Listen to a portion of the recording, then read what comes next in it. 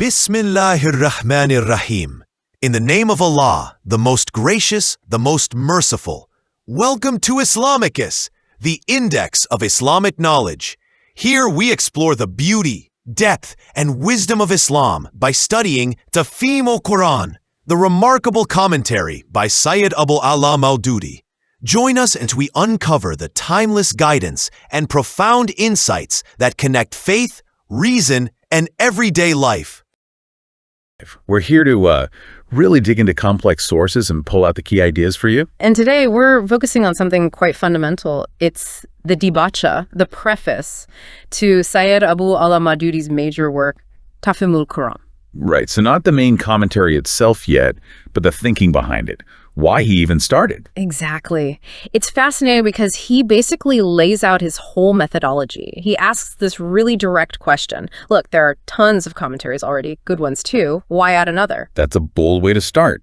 It implies he thinks he has something genuinely new to offer. He did. His argument was, look, a new translation or commentary is only justified if it's, filling a gap, if it's meeting a need that wasn't being met before. And what was that gap? Who wasn't being served? Well, he saw that the scholars, the people deep into religious sciences and Arabic, they were fine. They had plenty of resources. Okay. But there was this growing group, this sort of average educated person, usat darje ke talim yafta log, as he put it, people educated in a modern sense, but maybe not in classical religious studies. So people like maybe many of our listeners, educated, curious, but needing something accessible. Precisely. He wanted to give them guidance that connected the Qur'an to their world, their issues, without demanding they become experts in Arabic first. Accessibility, that was key. Okay, that sets the stage. Let's dive into section 1 then. Yeah. What exactly was wrong with the existing literal translations? The Tarjuma, he respected them, right? Like Shah Wali's work. Oh, absolutely. He saw huge value in those literal word-for-word translations. They fulfilled a crucial need knowing the direct meaning of the words. But for that average reader he was targeting, they fell short in some critical ways. What was the first big issue? The first one is maybe the most significant, spiritually speaking. It's the loss of the text's spirit and its literary power. He said when you force the Qur'an through that strict literal translation process, the result often feels, bishan, lifeless. Lifeless. Wow. So you lose the emotional core. What specifically gets lost? You lose the flow, the eloquence of balagat, the sheer energy and impact, the jorabayan. The original Arabic, it's known for evoking awe, passion, sometimes tears, this incredible emotional response. But the literal translation often doesn't do that. The reader's left thinking, wait, this is the book that shook the world. The literary magic, it just sort of evaporates in the process, flies right over the literal sieve, as he put it. That makes a lot of sense. Yeah. Literal translations can sound really clunky. Okay. Yeah. What was the second flaw he identified? Something about fragmentation. Yeah, this is about the physical layout and how we read. Think about those translations where you have the original Arabic on one side, maybe the translation underneath or on the facing page. Right, interlinear or parallel text. Exactly. It forces your eyes to jump back and forth constantly. You can't just read it continuously, sink into the text like you would with any other serious book. It disrupts deep absorption. And he had a particular point about English translations following the Bible format too, didn't he? He did. This practice of breaking the text down into numbered verses, while helpful for referencing, he felt it completely shattered the flow of ideas. The Qur'an often builds arguments or narratives across verses, and chopping them up like that.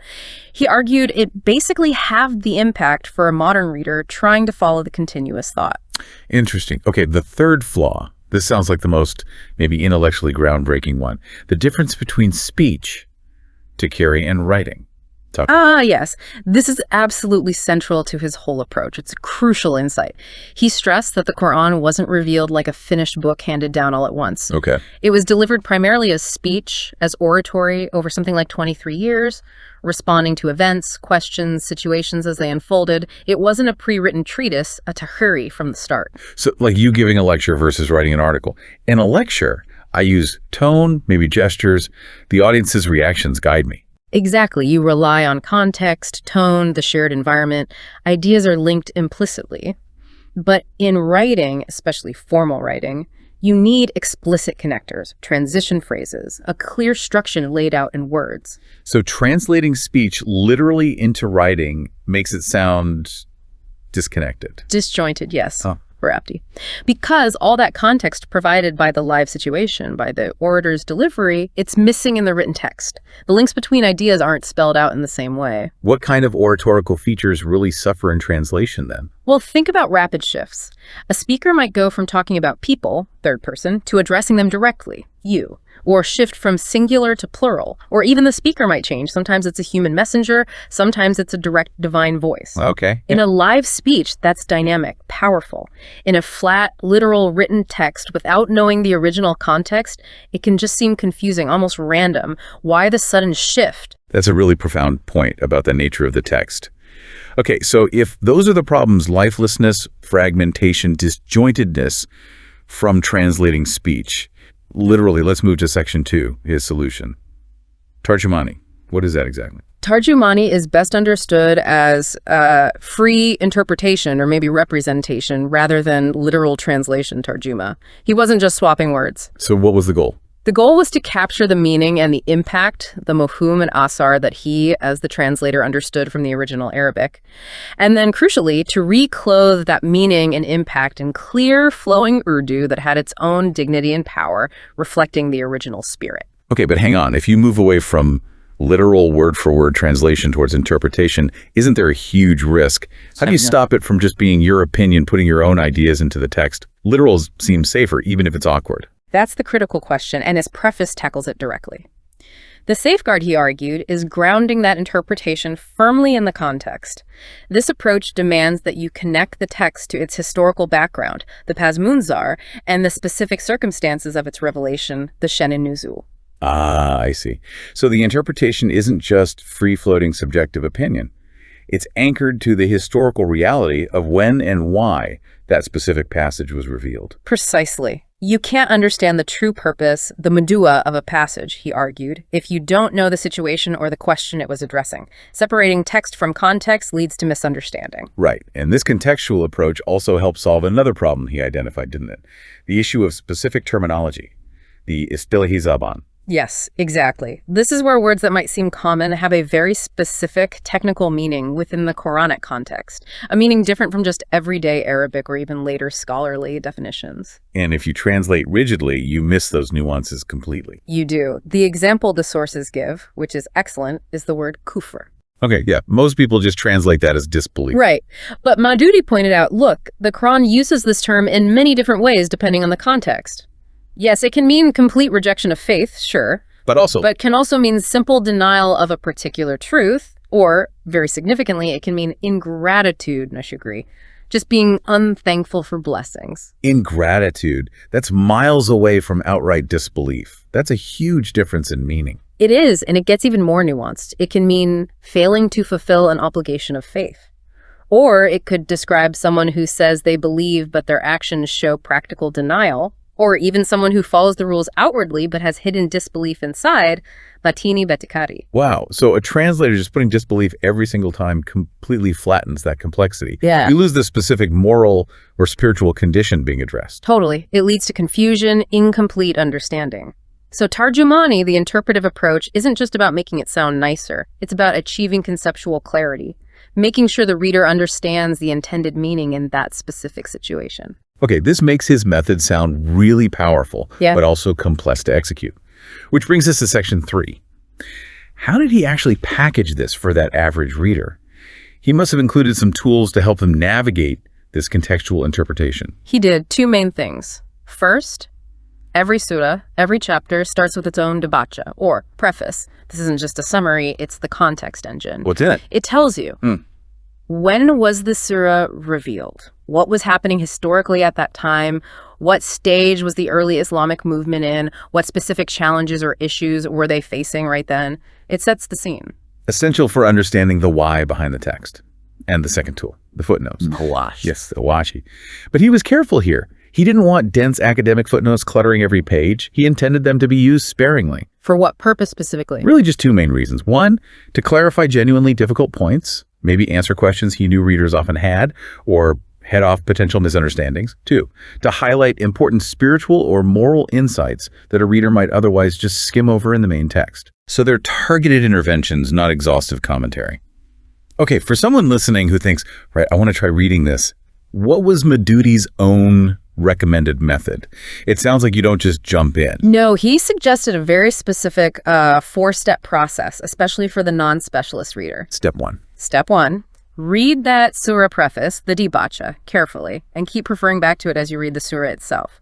Context first. Makes sense. Step 2. Step 2. He actually recommended reading a traditional literal translation first. Urdu, Persian, English, whatever. Just get that basic word-level meaning down. Interesting. Okay, step 3. Step 3. Now read the Tafheem-ul-Quran's main text, the Tarjumani, the interpretive translation. Read it continuously, right through, and here's the key. Ignore the footnotes on this first read-through. Why ignore the footnotes? To grasp the overall flow, the main subject matter, the narrative arc, without getting bogged down in details, get the big picture first. Okay. Context, literal meaning, overall flow. Then what's step 4? Step 4.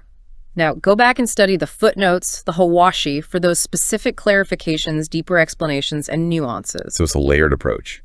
Context, basic meaning, flow, then detail. Exactly. It's designed to build understanding systematically for someone who isn't already an expert. It's also striking just how much work this must have been. The sources mention the timeline. It wasn't quick. Not at all. He started this massive project in February 1942, worked on it consistently for over 5 years, getting up to the end of Surah Yusuf. And then there was an interruption. Yes, he was arrested in October 1948 under the Public Safety Act. Political reasons. The work stopped. But ironically. Ironically, yes, being imprisoned gave him the focused, uninterrupted time he needed. The source notes he actually completed the huge remaining portion of the Tafheem in the new central jail in Multan, finishing on September 11th, 1949. Wow, that's dedication. And it wasn't just him, right? The audio version mentioned later collaborators for the notes. That's right. It highlights the collaborative nature, especially later. The explanatory notes, hawashi, were initially intended to be solely by Syed Safir Hassan Sabzwari, but he sadly passed away during the project. Professor Abdul Qadir Salim and Ashfaq Hussain stepped in to complete them. It was a team effort in many ways. So bringing this all together, the takeaway seems to be that the Tafheem-ul-Quran's enduring influence isn't just its content, but this very deliberate methodology, this attempt to bridge the gap between ancient oratory and modern readership. Absolutely. It's about recognizing that a text born in specific, dynamic situations needs its context to truly speak. He wasn't just translating vocabulary, he was trying to translate the entire communicative event, the situation. And that core challenge, the hardest part, maybe wasn't the words themselves. It was translating the invisible things, the tone, the pauses, the implications of speech, into the fixed medium of writing. Precisely. Which leaves us with a fascinating thought for you, the listener, to chew on. Think about other ancient texts, religious scriptures, epic poems, philosophical dialogues, political speeches, texts we mostly encounter today as static writing on a page. Okay. How many of them were originally delivered as speech, relying on tone, context, audience reaction? And how much of their original power or their intended meaning might we be missing because we only have the written artifact stripped of that living, breathing, oratorical context? It really makes you wonder,